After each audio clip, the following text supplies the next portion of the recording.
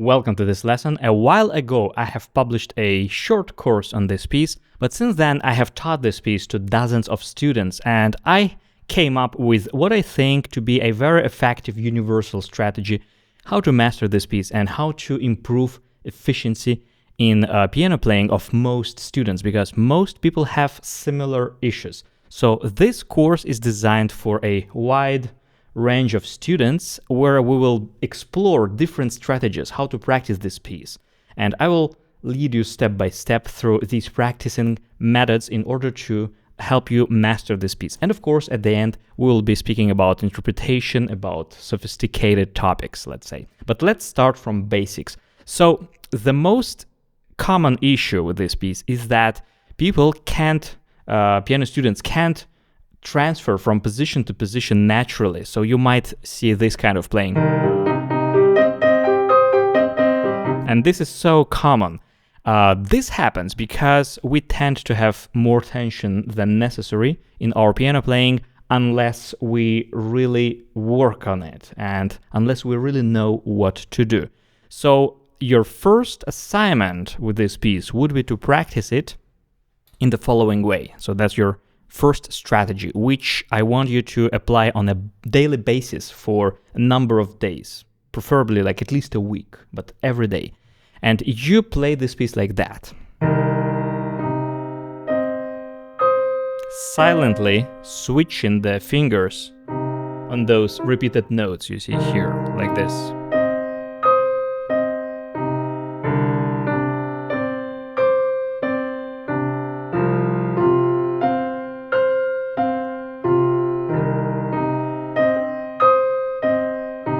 And while you practice like this, you have a couple of goals in mind. First, stability in the nail joints of the fingers. So when you go to the fifth finger, you want to experience strength here, so it would not collapse in the last joint.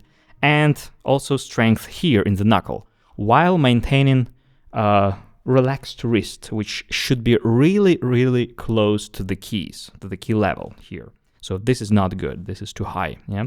So develop this strength. Try to activate your fingers like a grasping sensation where you would really feel support in this finger. And of course, you want to feel how stability in these joints in the finger allows you to hold the weight of the whole arm. And this might be a little bit difficult for some of you, but this is a strength that we need to develop in order to play piano really well. And then look how freely I can switch. This is because I don't have tension here between the other fingers. So our goal here while we practice this way is to develop this like kind of octopus-like freedom. So imagine that your fingers have no bones. It's like spaghetti, you know. And when you press this note, you move the hand like this, very, very freely to the fifth finger. So basically what we want to achieve is to be able to do this motion when we summon the fingers and we close the hand palm without any tension, right? If you're Italian, you understand. So this is very important. That's why at first I would even suggest you to do it really slowly, but make sure that you can hold these notes and raise your forearms, and don't be afraid to exaggerate these motions at first, because most students have a lot of tension, so they are afraid to move their forearms, which results in an awkward robotic playing. So at first you really want to unblock yourself and kind of release all those muscle spasms you might have in your body. That's why here, make this experiment. Just hold that key, try to have as little tension as possible, and move around your forearm as high as possible, like even like here, you see, like really a lot. Move around and feel how much freedom you might actually have in the other parts of your arm while your finger is still attached to the key, like this. Same with the thumb here, you see, I can raise the arm, I can raise the wrist, I can summon the fingers, and I can approach my thumb without being tense anywhere. So at first you can even exaggerate. Of course, we're not going to play like this, but this is a good exercise. Raise your arms, approach these keys with other fingers, relax, go down. Raise your arms, approach these keys, go down. This is of course a very ridiculous exaggeration, but a useful one just to feel how much freedom you can gain while moving around and while approaching these keys with the other fingers. Because we need a little bit of this wavy sensation in the hand when we switch positions here.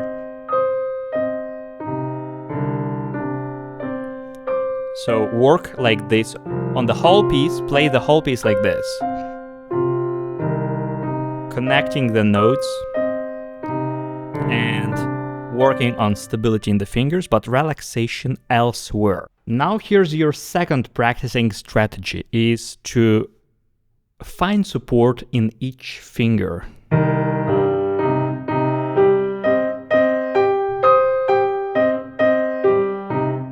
And this is the most boring part about learning this piece, and I'm sorry about that.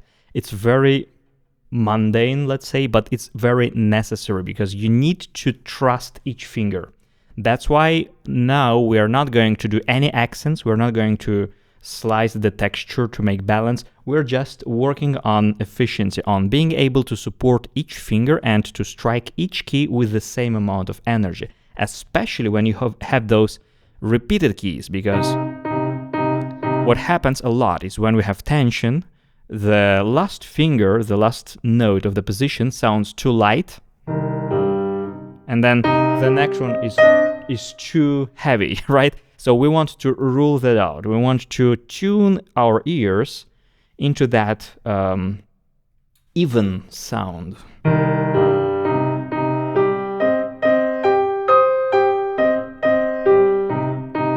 And here you see what is very, very important, and this goes like one step further from what we have built in the first learning strategy, is the efficient way to switch positions. So I transfer the weight of the arm from one finger to another one, relaxing the previous finger instantly. So not having any tension in any fingers except the finger that plays right now.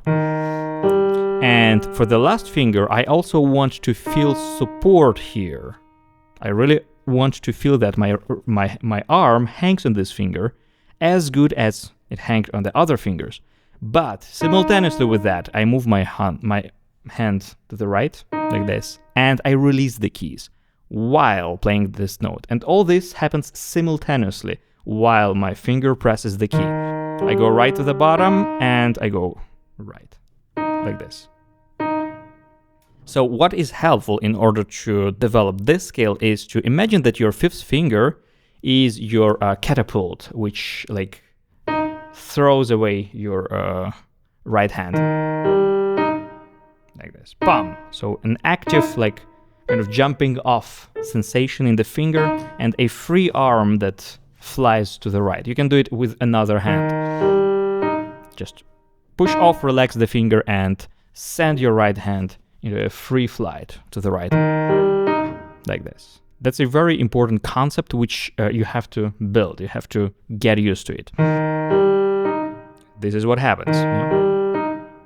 And as soon as you reach the bottom, imagine that you just switch off the electricity in the finger, so it just shuts down immediately. Just relaxes completely, instantly.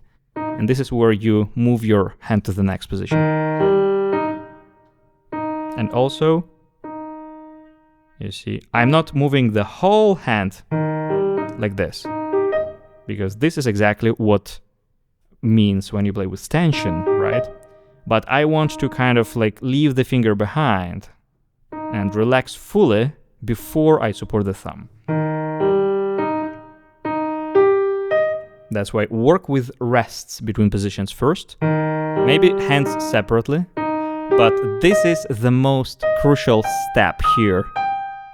Same here, I want to support the thumb, but I immediately send my fingers over and I leave the thumb as soon as I feel that I might get tension.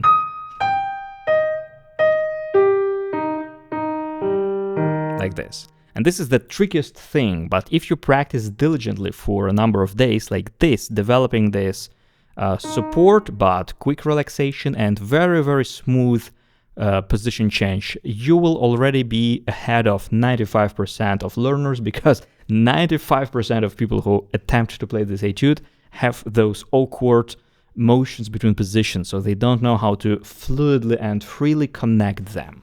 That's why this is your second learning strategy. Keep in mind all these things and develop the skill of supporting each finger and connect positions without any tension.